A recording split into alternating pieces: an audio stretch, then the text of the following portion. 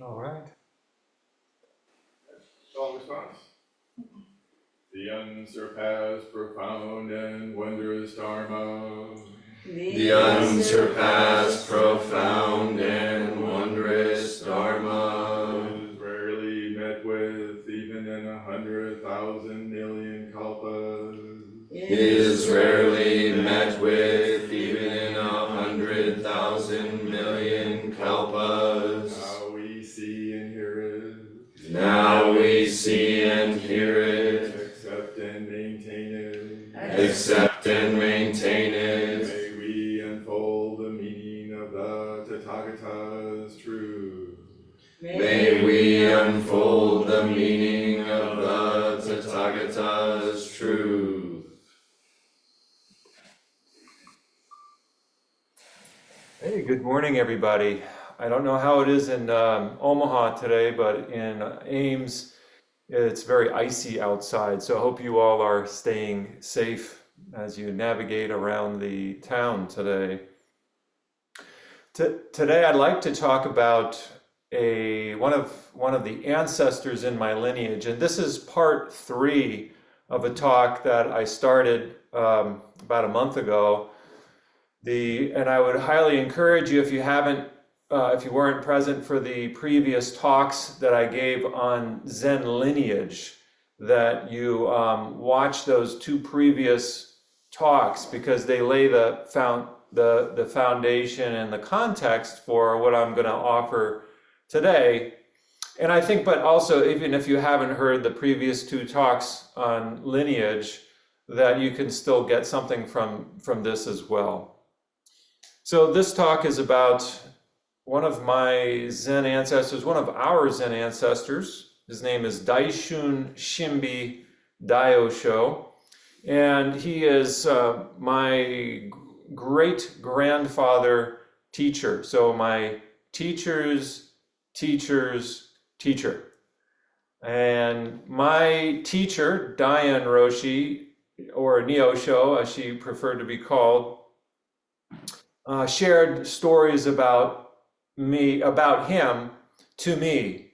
So what I'm about to share are my memories of those stories, some of those stories, and I will take full responsibility for any mistakes that I may have made here. So hold what you hear lightly, but I think the general sense of it hopefully comes forward. So I'd like to start out with a case, like in the Denko Oroku, the transmission of light. These stories of the ancestors often start out with a case, like what was like an interaction between teacher and student. And here's a case.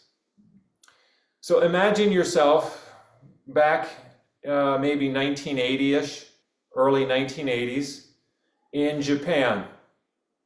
And you're peering in at in a temple, and you see three Zen priests congregating around a tub of water that is on wheels. And they're the 3 priests. One is a little bit older, and the other 2 are somewhat younger. The older priest is Daishun Shimbe, and the younger 2 is Daito Roshi, Noda Daito Roshi, my grandfather teacher, and Dayan Roshi, my teacher. And they're congregating around this tub of water, and Daishun Shimbe asks Daito Roshi, "What's the best way to get that water in the tub to come to you?" And Daito Roshi is kind of perplexed maybe a little bit by the question, but he dips his hands in the water and splashes, kind of splashes the water a little bit on himself. So Daishun Shimbe, he takes the whole tub and he pushes it away. He pushes it away from him, and the tub ricochets back off of the wall and the whole container of water splashes on Daito Roshi. That's the story. So what do we get? What can we glean from that? Well, let me give you a little background on Daishun Shimbe Daiosho that I know. First, I want to introduce you. He's actually a real person. I brought my. I have I don't know. This is a photo of him that was given to my teacher. Oh, maybe 20 years ago at least. It was after he had, I think it was, if I remember correctly, it was after he passed away. But he was born, I don't know all of the circumstances around his birth, but he was orphaned. He was an orphan. So he was taken in by a Zen priest, a Zen temple, probably brought up by the wife of Daishun Shimbe Daiosho and the priest himself. He was taken into their temple as an orphan. And again, I don't know the circumstances of how he came to be orphaned, but in that being orphaned, he connects immediately, in my mind, to Dogen Zenji, who lost his mother and father at a very early age. And he also connects with the Buddha himself, who lost his mother at after just being a week old. So there's something there, I think, in the fact that he was brought into the world without parents and was raised by somebody other than his parents. You can maybe imagine that sense of loss that happened even before conscious awareness took place. And part of Japanese society and Asian culture is this idea of filial piety. Daishun Shimbe wasn't the only Zen priest to be brought up by a Zen priest. This is not an uncommon thing to take place. A temple will sometimes, if they have the means to do it, will take in an orphan. And there's an expectation in Japanese culture that you take care of the people who have taken care of you. The word for this is filial piety, where there's an understanding that your parents took care of you and you're indebted to them, not in a negative way. I mean, it could be taken that way if your experience with your family was negative. But there is a sense of, ideally, in an ideal situation, there's a sense of desire to repay or pay back the blessings that you have received. And in this case, from your parents. In Daishun Shimbe's case, from the parents that took him in. And this idea of filial piety rests on another important concept in Asian society and Confucian culture, and that is Ren, or benevolence, or humaneness. The Chinese character for humaneness, the first part is a person, right? It's just two strokes, one person. And the second part is the Chinese character for the number 2. And it's saying basically that in order to have benevolence or humaneness, it takes 2 people. You can't have benevolence outside of a relationship. And so the relationship of the family rests on a sense of benevolence. And you can think about how the father needs to put themselves in the shoes of the son, or the mother in the shoes of the son or daughter.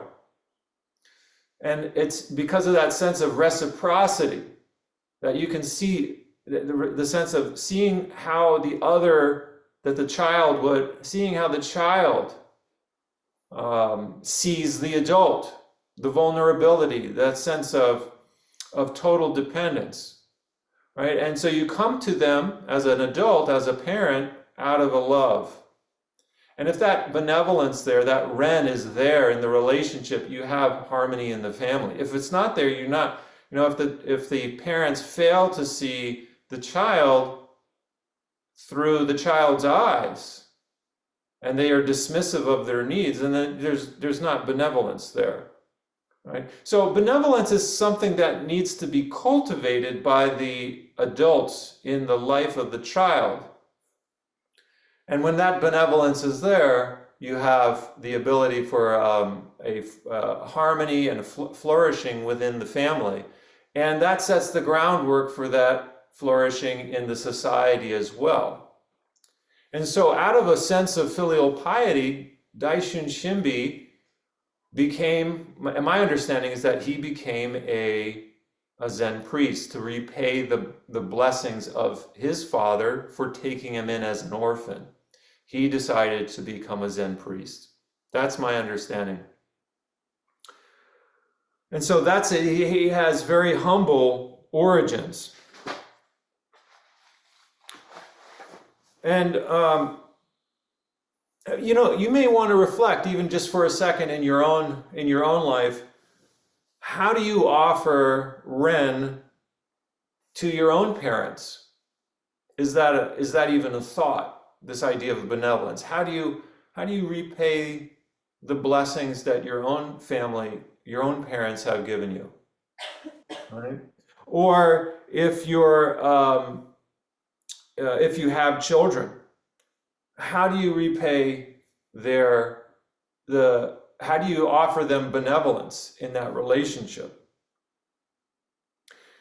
Right? There's this important idea that exists in Asian society, but it's also in Western culture too, that the measure of a society is how well we take care of the orphans and how well we take care of the elderly. That, how well we do that offers a measure of how good or how benevolent the society is as a whole. And it shouldn't be something that's forced. If there's a lot of bad blood in the relationship and you feel forced to be kind, that's not the spirit behind this. There's a naturalness to it. It's kind of like one Confucian scholar, Mencius or Mengzi, he says, who wouldn't, if they saw a baby about to fall into a well, who wouldn't jump to help out and prevent that baby from falling? Right? It's just that innate sense. There's an innate goodness in us, and we respond out of that innate goodness. Who are your children? You might say, I don't have any children. But if you, I would suggest you not limit that to your blood. Our children are more than just our blood. And that's why I think if you haven't seen the previous 2 talks I gave on lineage, it would be helpful to do that. I'm not going to repeat that here, but just to say that our children are not simply our progeny that we had a, say in giving birth to. Our children can be much broader than that very narrow definition of children. And the same goes for our parents. Who are your parents? Right? We tend to think of just our blood family in that relationship, but it goes much deeper than that. Anybody that's nourished you in some way, whether it's physically or spiritually, those can also be considered our parents. Maybe it's too strong of a word to use, but we want to honor those people too. And I think of my own Zen teachers and my own spiritual teachers as well, outside of the world of Zen. I can think of a few people there.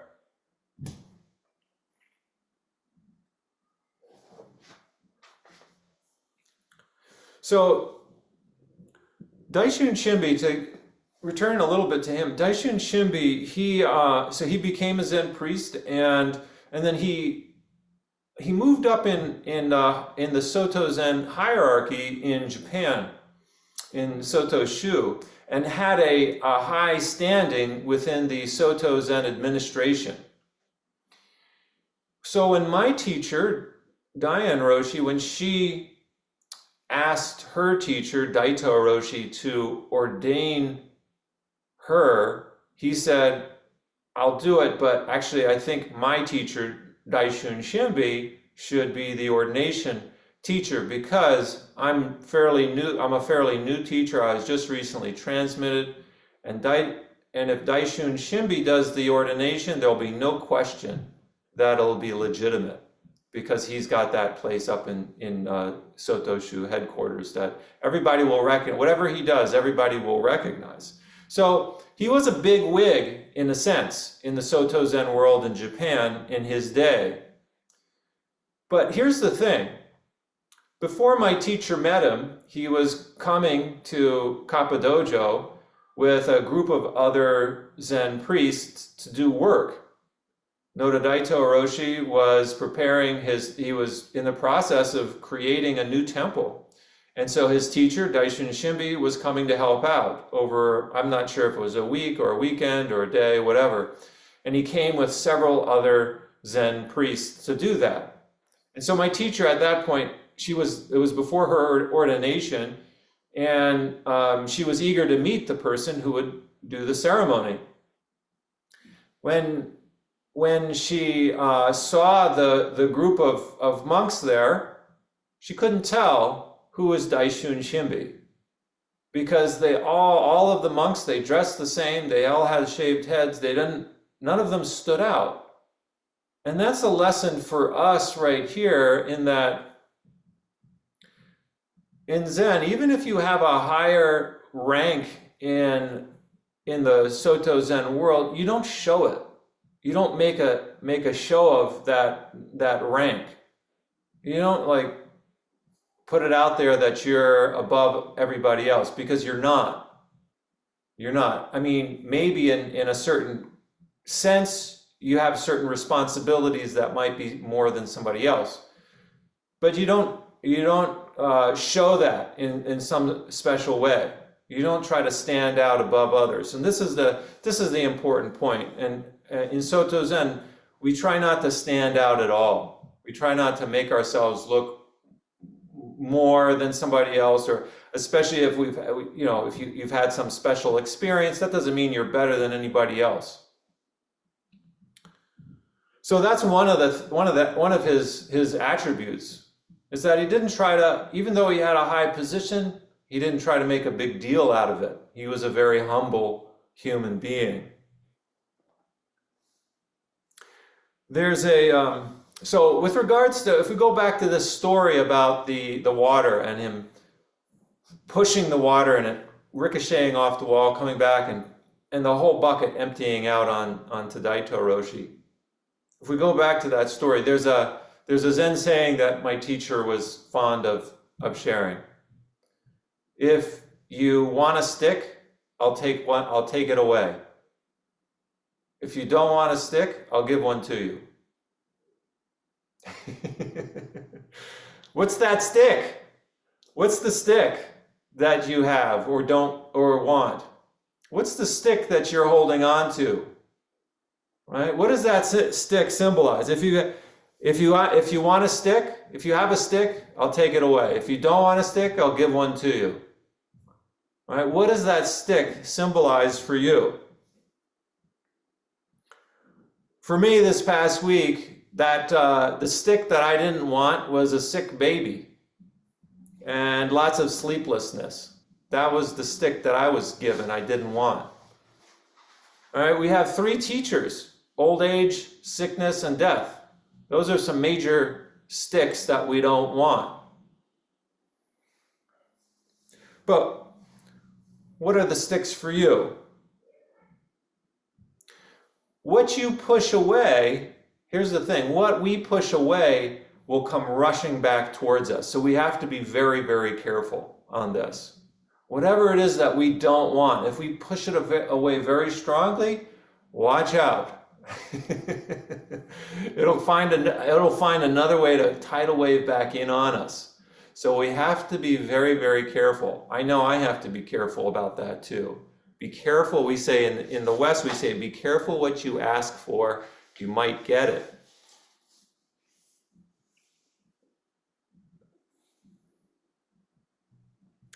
Another story about Daishun Shimbe is that my teacher, Diane Roshi, she had been in training with her teacher for several months at this point now. She had already ordained, and her teacher was really hard on her, very relentless with regards to what he demanded of her in terms of her practice. And she was really starting to fade and thinking, I don't know if I can continue.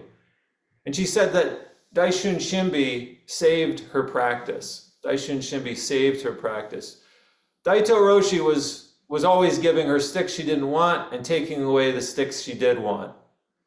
And so she went, he told her, you know what, Daito Roshi told my teacher, you gotta get out of here. Go see Daishun Shimbe for a weekend. I can't be with you anymore right now.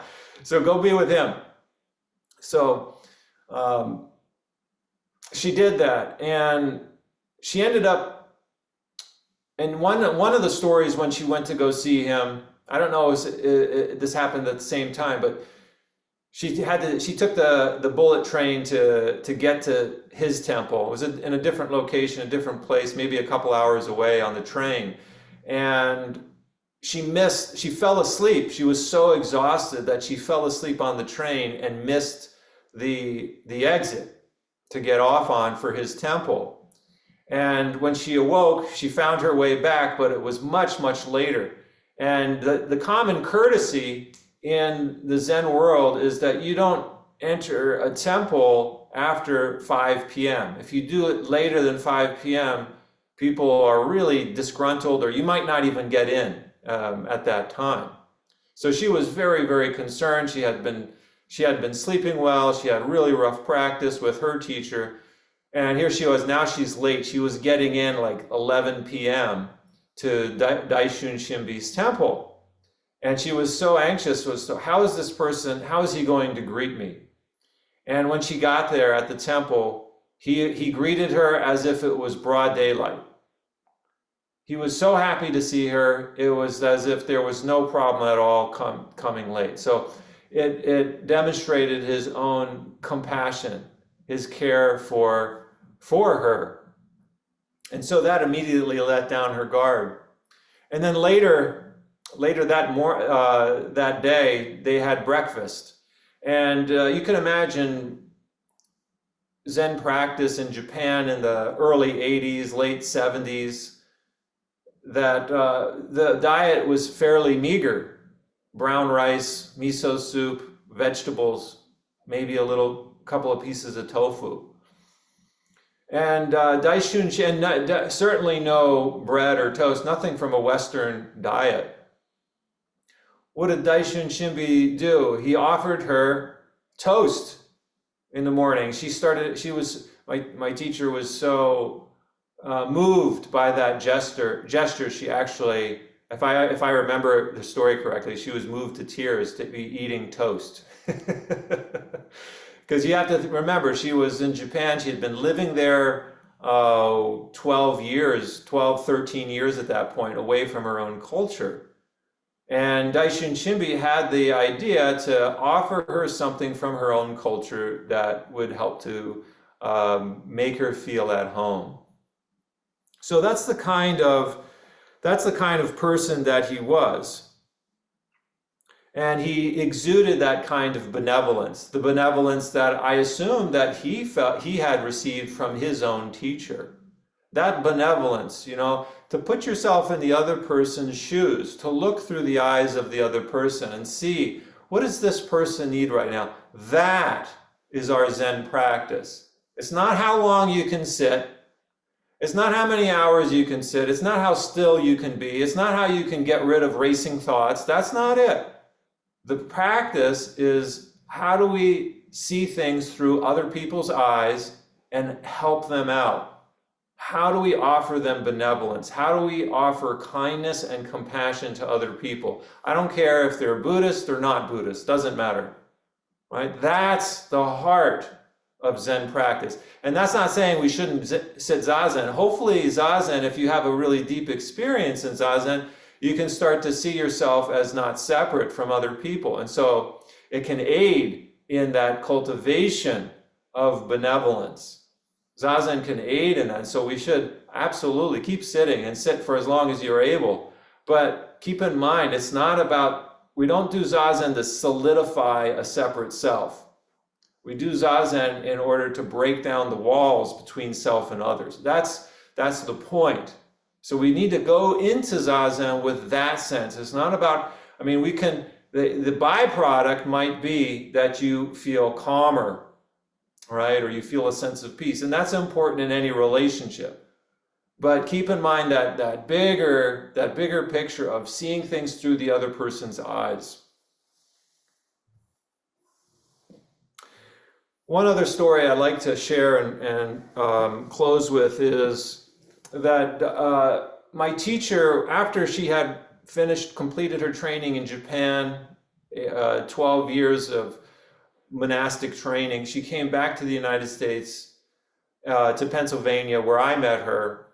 And she wasn't seeing her teachers, and certainly not Daishun Shimbe, maybe for months or years. And Daishun Shimbe, by this point, I believe he had suffered from a series of strokes, and he was bedridden for, I'm not sure, the last 5 or maybe 10 years of his life, maybe not that long. I'm not sure how long he was bedridden for, but he was bedridden for a good long time. And presumably his wife took care of him. And so, before my own priest ordination, Dayan Roshi went to Japan on a visit. I'm not exactly sure the reasons for her visit. Maybe she had to give a talk, was invited to give a talk, and then she went to visit her teachers. And she made a stop at Daishun Shimbe Daiosho's temple to see how he was doing. And he was in bed. His wife allowed her into his room to see him. And when she knelt down by the bedside and presented herself to him, she said to me that he smiled, and he said, in a very, as best as he could, given that his stroke affected his speech, his ability to talk, he said in Japanese, Ureishi. Ureishi. In other words, I am happy. Right? I mean, imagine that. Here he is, having had being bedridden, ill, on his deathbed, and he's able to say, I am happy. He was happy to see her. It gave him joy. Right? And we can only wish or hope that when we are sick, when we're on our deathbed, that we could have a similar kind of countenance towards the world. It may not be easy, but we can start today. We can practice today, And I'm just thinking back to earlier this week, holding a sick baby. She's doing much better now. It was ear infections, and we weren't able to lay her down without her being in a lot of pain. So for a couple of nights, I held her sitting upright in a chair, not totally upright, but sitting upright, and I didn't get very much sleep. But I can say, and I just bring this up because I'm trying to reflect on my own practice. Was I happy doing that? I will say that it was comforting to me to hold her in that way. And I think that's our practice. I think our practice is to do our very best, starting with our own immediate family, to hold our family members in love, in caring, in kindness, as best we can, finding that joy in them if we can. But don't limit yourself to your family, your blood family. It can go much bigger than that, and find the joy, whether it's sickness, old age, or even death. That's our practice. And even Thich Nhat Hanh, he said to my teacher, you can enjoy your breathing, you can enjoy your sitting, you can enjoy your practice anywhere we go. So keep that in mind. Let's keep cultivating that. I want to close with this poem. I have many sticks. I give them all to the Buddha. Thank you. Thank you, Daishin.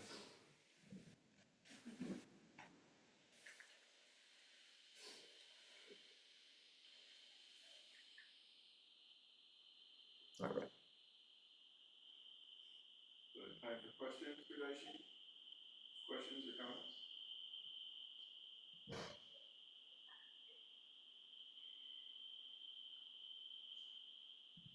I just have, hi Daishin, thank you.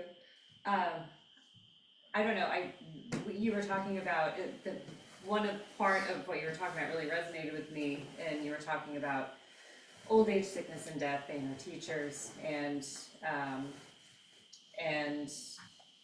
there might be a possibility to experience joy even when we're in the throes of really difficult situations.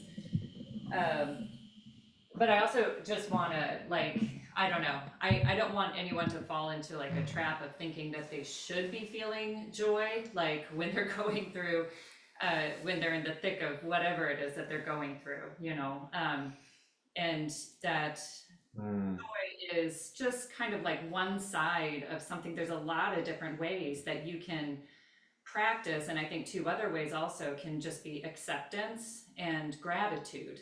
And so even if you don't have like this joyful, peaceful contentment like radiating out of yourself, like that's fine, but maybe you can also just accept what's happening, just check in with yourself and be like, yep, this sucks, and it's gonna suck maybe for a little while, and this is just what's happening right now. Or, that gratitude piece of, yeah, this sucks, and there's all this other stuff that's happening that, my gosh, I am still grateful for. And maybe a byproduct of that would be joy, but maybe not, and maybe that would still be enough. But like, I just don't like the idea of anyone thinking like I should be feeling something when I'm really, when maybe I should be trying to give myself some grace too in this situation. Right. No, I appreciate this question, Sarah. So, should we be feeling I think the point you're making is we don't want to force joy. We don't want to force joy. Should we be feeling joy? Maybe we shame ourselves if we don't feel a sense of joy when things are going really bad all around us. So I just want to challenge us a little bit to see that it's not that joy isn't simply something independent from our relationships. That it's the relationships, in fact, where that joy is born. It's in the relationship. It's not independent of them. And one of the pitfalls I think we have in our practice, particularly in the West, is we tend to be dismissive of our relationships and how those are medicine. Those relationships can heal us. Those conversations, the presence that we come in contact with other people and we share our concerns, that can be medicine. That's where the joy is, in my experience. It doesn't, it can come independent of that, but it's not, I don't think that's realistic actually to think that we can find or maintain a joy that is somehow independent from the relationships that we're in. So in the case of my teacher with her teacher, with her grandfather teacher, Daishun Shimbe, his happiness was really in sync with seeing his granddaughter disciple after not having seen her for a long time. Does that make sense?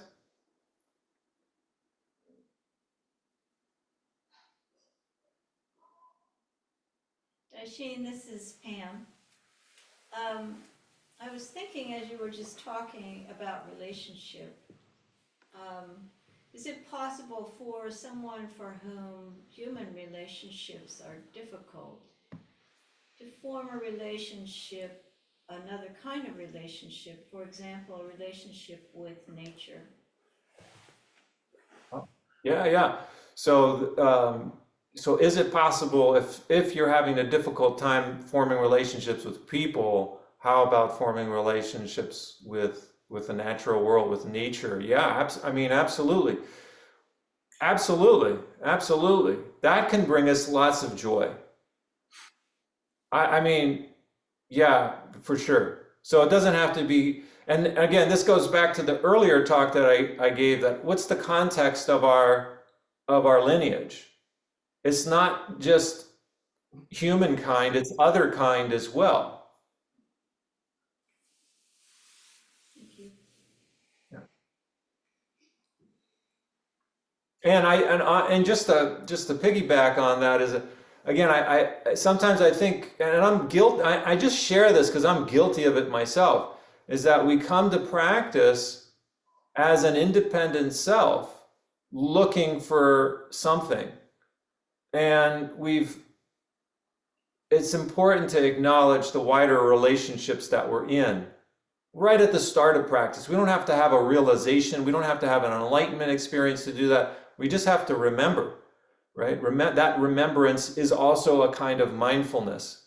So the mindfulness of all my relations, like the Mitakuye Oyasin that the Lakota say, all my relations, right? When they greet somebody or when they leave, Mitakuye Oyasin, all my relations. And all my relations means the people, it also means the animals, it means the trees, it means the rivers, the sky, the sun, the stars, all my relations. All right, and this is the Buddha's enlightenment too. I mean, the Buddha was enlightened. It said that when he looked at the star that rose in the morning, he saw a star. That's what woke him up. Another Zen priest was enlightened at the sound of a pebble when he was sweeping pebbles. The pebble, one of the pebbles, hit a bamboo pole and it made a sound, and the student woke up from that. So nature is the context. It can be the context for deep insight too.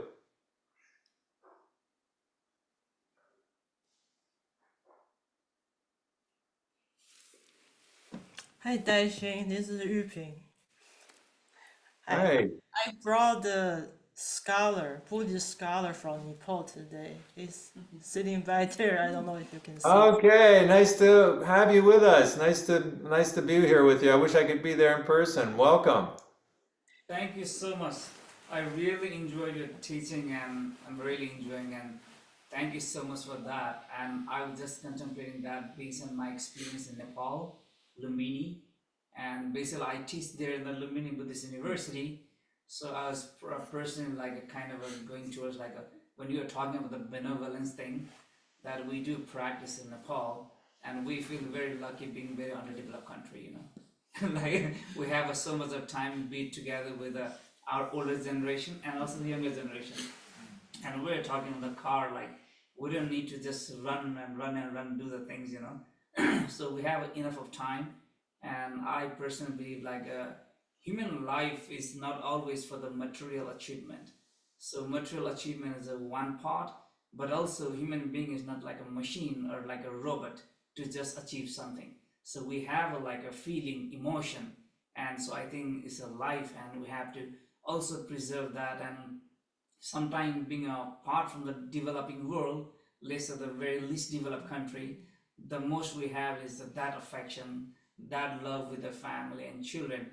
I have been here since October, and I really miss all those kids, my mom, and I would like to share that a few days back my dog died, and it was like he was there for like 14 years together, and it's really hard time, really hard time.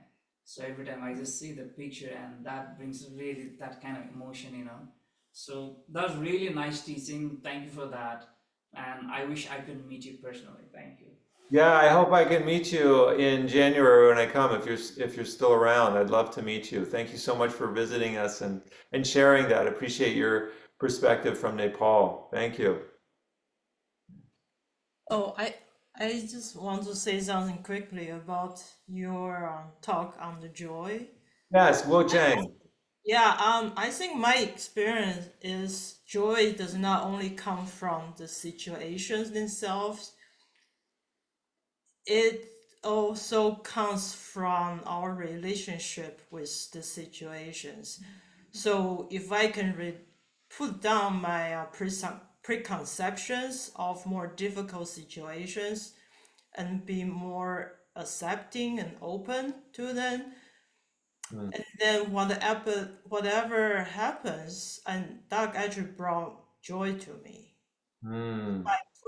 Letting go of my preconception and my own boundaries with the situation. Absolutely. Yeah, I agree. Yeah. So it's not all dependent. I just want to, it's definitely not all dependent on relationships and having good relationships. I think that's very important though. And it's a point that we tend to be less aware of. So that's why I'm bringing it up. But what you say is really important too. And certainly that's kind of the attractive point for a lot of people in Zen and meditation circles is that sense of being able to disidentify from the mind in the moment, right? Because that's kind of the cause of a lot of our suffering is that we identify with our minds.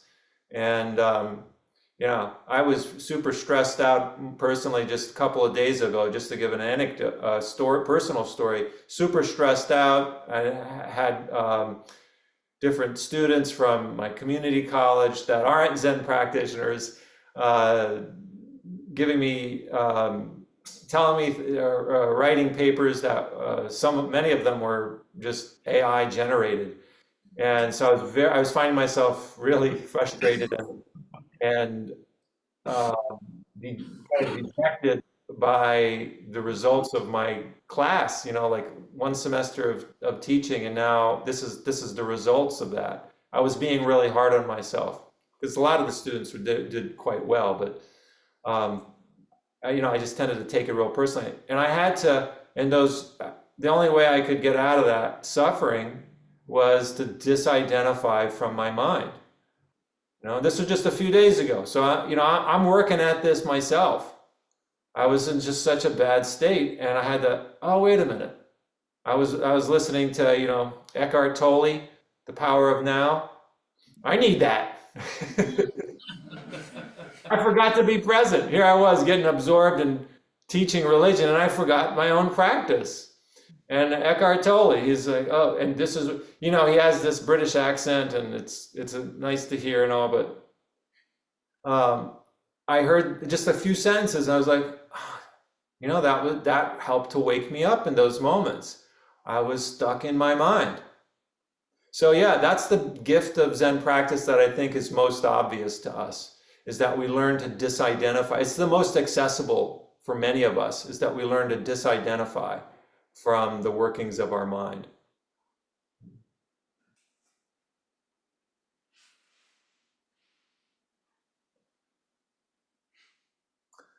Well, if there's nothing else, let's call it good.